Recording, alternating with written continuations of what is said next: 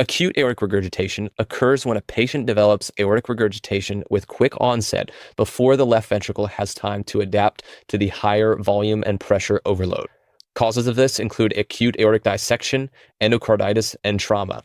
As I mentioned, the left ventricle cannot dilate acutely. This leads to a rapid increase in left ventricular end diastolic pressure. This higher pressure is transmitted to increased mean left atrial and pulmonary venous pressures and can lead to subsequent pulmonary edema. While the pulmonary edema can be devastating to a patient, these pressure gradients can prematurely close the mitral valve as the LVEDP exceeds the pressure in the left atrium, and this can lead to decreased cardiac output as well.